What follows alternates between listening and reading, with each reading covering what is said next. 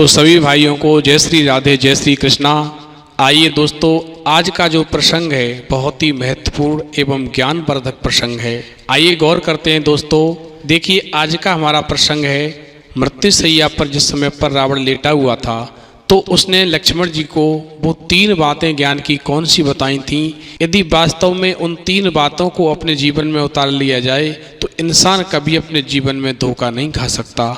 मैं सभी भाइयों से ये निवेदन करूंगा, यदि हमारा चैनल सब्सक्राइब नहीं किया है तो चैनल को सब्सक्राइब करें, लाइक करें, शेयर करें और वीडियो को अंत तक पूरा देखें, जिससे कि जो भी बात 3 ज्ञान की हैं आप सुने और अपने जीवन में उतारें, जिससे कि कभी आपको धोखा न मिले। तो आ जाइए दोस्तों, गौर करते हैं।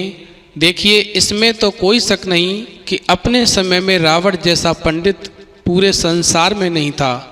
दोस्तों, राम भी संसार के इस नीति, राजनीति और शक्ति के महान पंडित की प्रतिभा से पूरी तरह अवगत थे।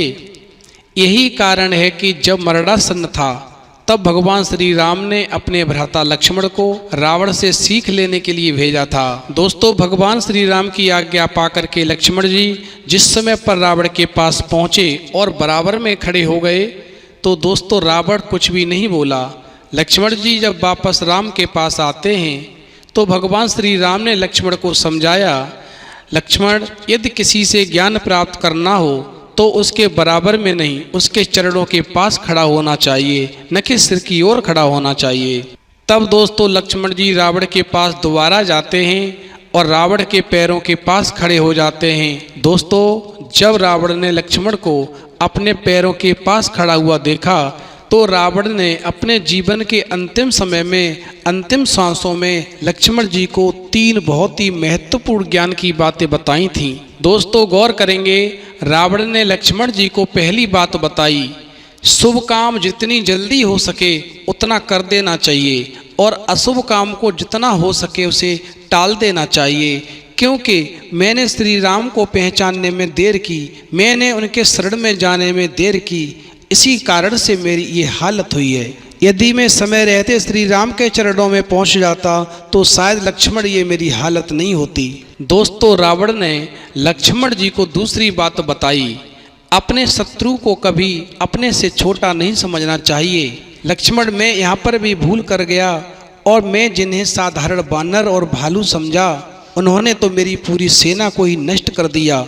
मैंने जब अमरता का वरदान ब्रह्मा जी से प्राप्त किया था तब मैंने मनुष्य और बानर के अलावा मेरा वध कोई न कर सके ऐसा वरदान मांगा था, क्योंकि मैं मनुष्य और बानर को तुच्छ समझता था। ये मेरे जीवन की दूसरी गलती हुई। दोस्तों, रावण ने लक्ष्मण जी को जो तीसरी बात बताई वह बहुत ही ज्ञान की बात बताई थी।